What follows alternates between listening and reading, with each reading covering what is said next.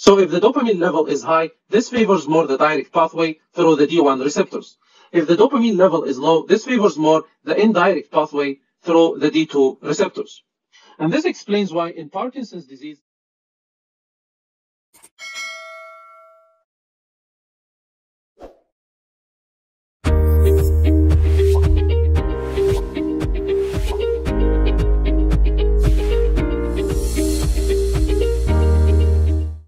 welcome to the basal ganglia. Today we're going to discuss the anatomy, the physiology, and the pathology that's related to the basal ganglia. So let's get started.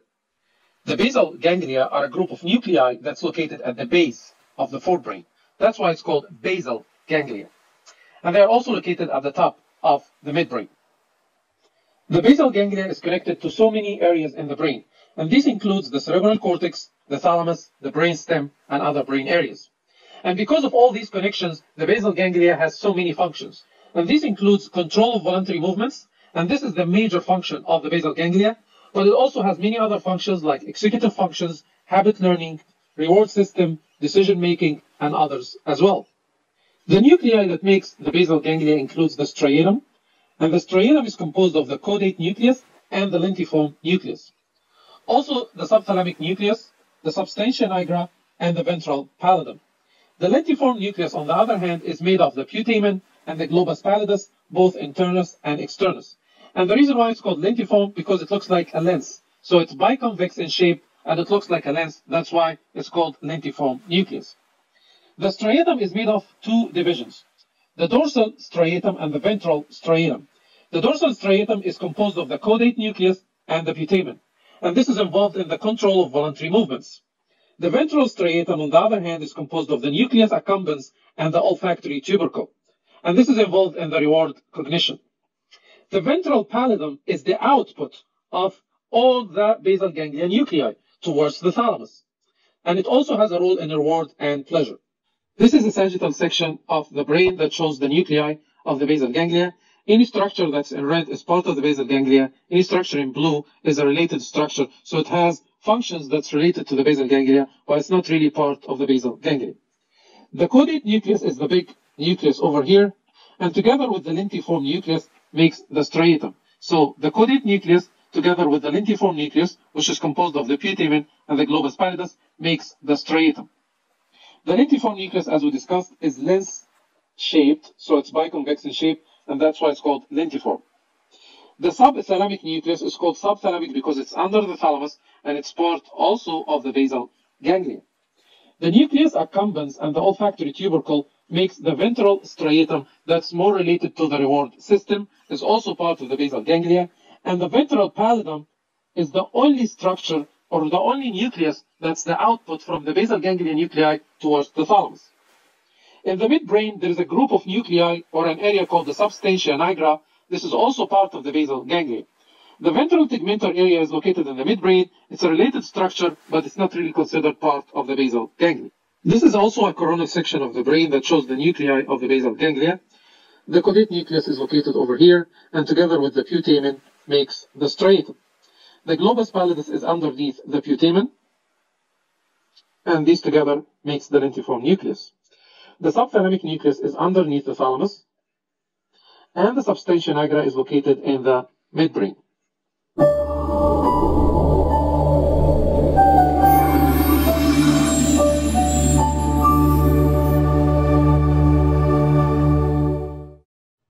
Now let's talk about the basal ganglia control over the motor cortex.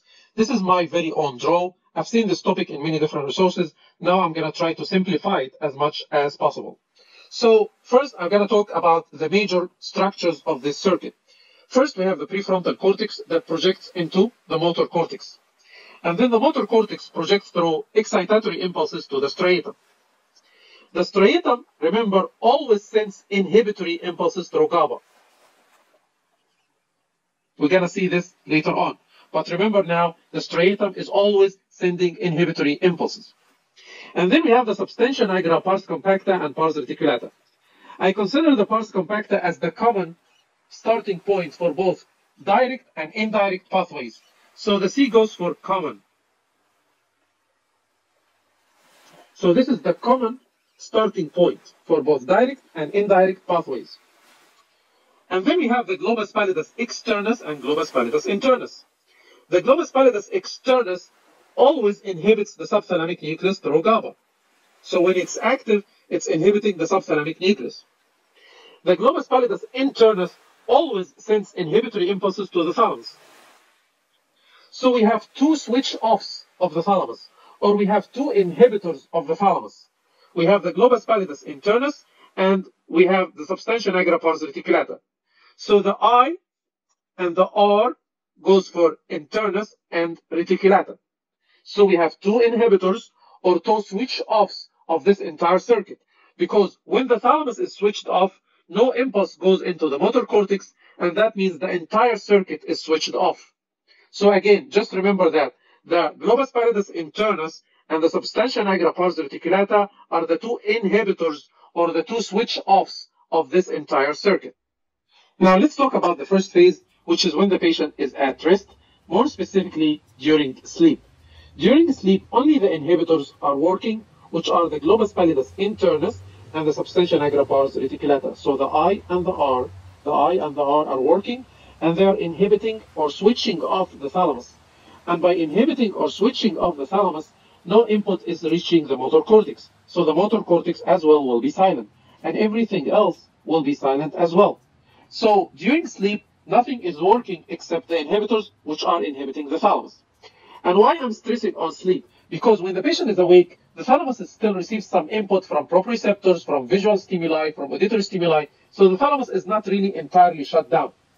And that's why in patients who have abnormal basal ganglia or some dysfunction of the basal ganglia, all these abnormal motor movements that happens because of the dysfunction of the basal ganglia, like the chorea or athetosis, disappears during sleep and reappears when the patient is awake. So this is a good explanation. So always ask yourself this question: have you ever seen a patient with chorea or athetosis or all these abnormal movements because of basal ganglia dysfunction display these abnormal movements during sleep? And the answer is no. Why? Because we already know that the thalamus during sleep is totally shut down.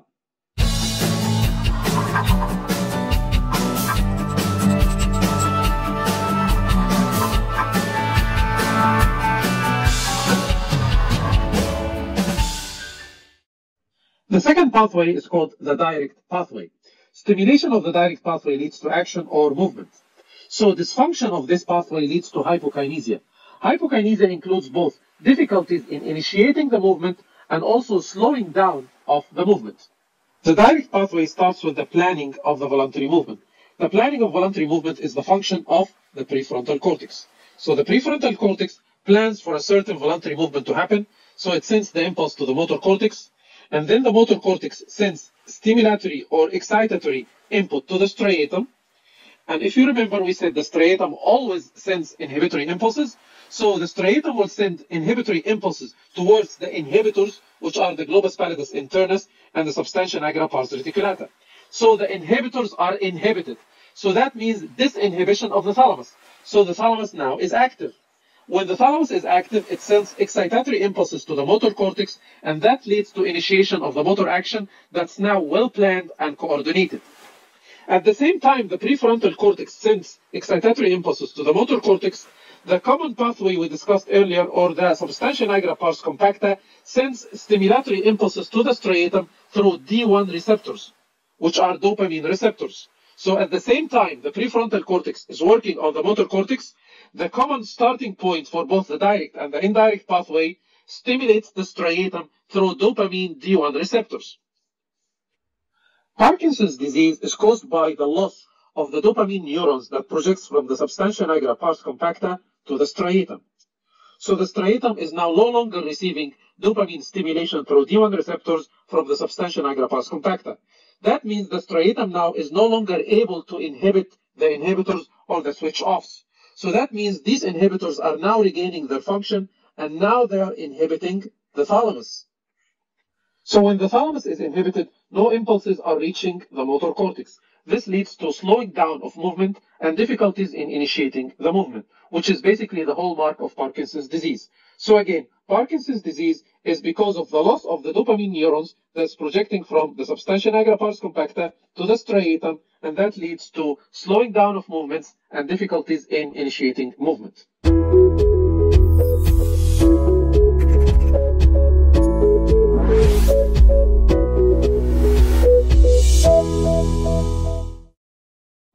Stimulation of the indirect pathway leads to inhibition of action or inhibition of movement. So dysfunction in the indirect pathway will lead to hyperkinesia or abnormal movements. When the movement of the direct pathway is no longer needed or required, the indirect pathway makes sure that this movement is stopped. And this all starts from the planning center, or the center that plans for the executive function, which is the prefrontal cortex. So let's say you are swimming, your right hand is moving, and your left hand is not moving. Your right hand is going through the direct pathway, and your left hand is stopped because it's going through the indirect pathway. So this all starts from the planning on the prefrontal cortex. It sends impulses to the motor cortex that we need to stop this movement. The motor cortex sends impulses to a certain part of the striatum, telling the striatum that we need to start the indirect pathway. At the same time, the common starting point for both pathways, which is the substantia nigra pars compacta, sends D2 impulses or dopamine impulses through D2 receptors into the striatum, telling the striatum we need to start the indirect pathway. In that case, the striatum sends GABA impulses or inhibitory impulses to the globus pallidus externus. Remember, the globus pallidus externus by default is inhibiting the subthalamic nucleus. When the globus pallidus externus is inhibited through the striatum by GABA, this leads to the release of the inhibition from the subthalamic nucleus. The subthalamic nucleus now is free. In other words, there is disinhibition of the subthalamic nucleus. That leads to the stimulation of the globus pallidus internus. The globus pallidus internus is one of the inhibitors that through GABA will inhibit the thalamus. As we mentioned in the direct pathway, the striatum is inhibiting the inhibitors through GABA. In this indirect pathway, the striatum is releasing this inhibition. So the two inhibitors are now free, the globus pallidus internus and the substantia nigra pars reticulata. So they are now working on the thalamus through GABA and inhibiting the thalamus. Inhibition of the thalamus means no impulse is reaching the motor cortex. So that leads to the inhibition of that movement and the stopping of the movement that was initiated by the direct pathway. Huntington's disease is caused by the loss of the GABAergic neurons that projects from the striatum to the globus pallidus externus. This leads to dysfunction of the entire indirect pathway, and dysfunction of the indirect pathway means the development of abnormal movements like chorea and athetosis. So the dysfunction in Huntington's disease lies in this area here. Loss of GABAergic neurons that's projecting from the striatum to the globus pallidus externus. One last point I would like to mention is that in the substantia nigra pars compacta, the level of dopamine determines which pathway is functioning more. So if the dopamine level is high, this favors more the direct pathway through the D1 receptors. If the dopamine level is low, this favors more the indirect pathway through the D2 receptors. And this explains why in Parkinson's disease, there is slowing of movement and difficulties in initiating movement. And this is because there is loss of the dopamine neurons, so there is less dopamine, so there is more favoring of the indirect pathway.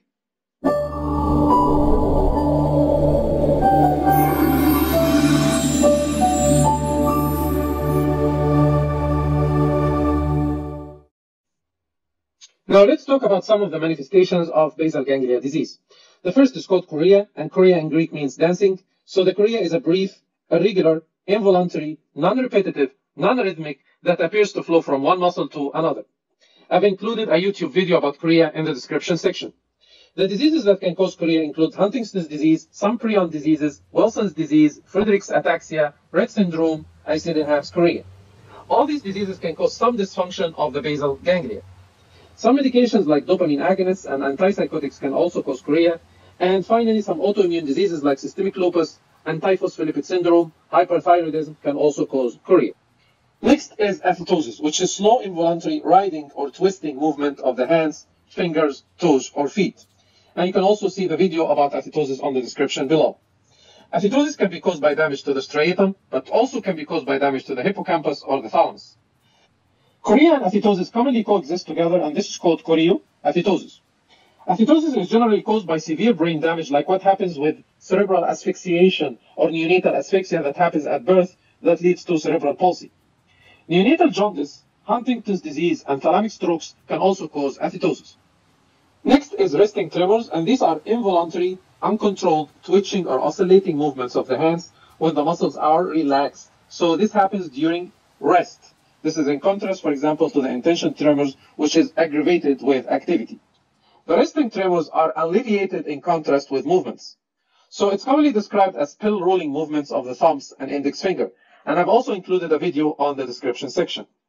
Resting tremors are caused by damage to the basal ganglia by stroke, trauma, or Parkinson's disease, where there is loss of the dopamine-producing neurons. The differential includes the intention tremors. As I said, these are tremors that increases with motion. It's caused by cerebellar lesions. So resting tremors are basal ganglia lesion, intention tremors are cerebellar lesions. Another differential is the essential or benign tremors. Sometimes they call it familial tremors, and this is actually the most common type of tremors at all. It's inherited as an autosomal dominant fashion. The tremors worsens with sustained posture, like holding a cup for a long time or outstretched hand. It also worsens with movement or anxiety. It's commonly present after the age of 40 and is not associated with any pathology. This is just benign type of tremors. Next is hemiballismus. Hemi means half the body. So it's only one half of the body is affected. This is involuntary, violent, high amplitude movements affecting one side of the body, usually the proximal parts of the upper and lower limbs. And also you can see the video in the description section. Hemiballismus is caused by damage to the contralateral subthalamic nucleus, most commonly from lacunar strokes. Hemiballismus is really an extremely rare disorder because a lacunar stroke affecting only the subthalamic nucleus is really rare occurrence. Finally, dystonia is a sustained involuntary muscle contraction that could result in slow repetitive movements, but more commonly, dystonia causes cramps, pains, or abnormal fixed posture. The dystonia can be focal, so it's only affecting one part of the body. It can be segmental, affecting two or more adjacent parts, or can be generalized, affecting the entire body. Common examples of dystonias include cervical dystonia, which is sometimes called torticollis, causing the head to turn to one side or forward or backward. It's often associated with neck pain, as we said. Blepharospasm means rapid blinking of the eyelid or even spasmodic closure. Focal hand dystonia, sometimes they call it writer's cramp, which interferes with writing. Laryngeal spasms causes hoarseness of voice. Hemidystonia is a dystonia that's affecting the arms and legs in one side of the body, because as I said, hemi means half. Generally, the treatment of dystonias includes medications like botulinum toxin injections, anticholinergics like benztropine or diphenhydramine. Diphenhydramine is antihistaminic, but it does have anticholinergic effect. Baclofen is a muscle relaxant. And finally, dopamine agonists like levodopa. You can see that here, raising the dopamine level or decreasing the acetylcholine level can help to decrease the dystonia. Finally, we're going to finish this video by talking about Wilson's disease.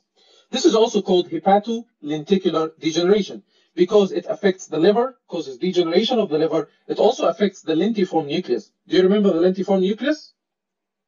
Exactly, the putamen and the globus pallidus. So Wilson's disease is an autosomal recessive disease, which means you need to inherit the abnormal gene from both parents, from both the father and the mother. This involves mutation of the gene that codes for copper transporting ATPase, or also called Wilson's disease protein. And this gene is located in chromosome 13. How are you going to memorize that? Let's see. So Wilson's disease, just take out the S and count with me. 1, 2, 3, 4, 5, 6, 7, 8, 9, 10, 11, 12, 13. So this makes you remember that Wilson's disease is on chromosome 13. So this leads to buildup of copper in many tissues, especially the liver, the kidneys, the heart, the cornea, and the basal ganglia. And most notably in the basal ganglia is the putamen, which is part of the lentiform nucleus. Wilson's disease protein in hepatocytes helps to incorporate copper into apoceruloplasmin, which is then excreted in the blood and bile. In Wilson's disease, apoceruloplasmin is excreted unbound to copper and is rapidly degraded. This leads to low serum ceruloplasmin. The copper accumulates in the liver, and then it gets released into the blood where it deposits in these other tissues. The deposition of copper in these tissues leads to oxidative damage, and this is through the generation of oxygen-free radicals. This is how these tissues get damaged. This can lead to liver, kidney, and heart failures, and something called Kayser-Fleischer's ring in the cornea.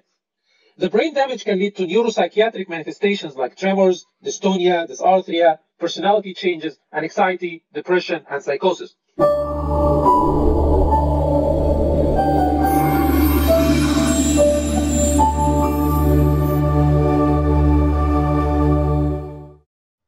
Remember, the basal ganglia has so many functions, and it's not only the control of motor movements, and this explains why these patients have all these clinical manifestations. The treatment includes low copper intake, copper chelating agents like trientin, dipenicillamine, and zinc. Liver transplantation can be helpful in some patients. These images here shows a normal appearing cornea and a cornea that has Kayser-Fleischer's ring. This ring here encircles the cornea is the Kayser-Fleischer's ring, which is caused by the deposition of copper in the descendants membrane of the cornea that's located around the iris. This sign is pathognomonic of Wilson's disease. So when you see this sign, you can already diagnose Wilson's disease. Kayser and Fleischer were two German ophthalmologists who first described this condition. We have reached the end. Thanks for watching the video. Please don't forget to subscribe and like the video. See you next time.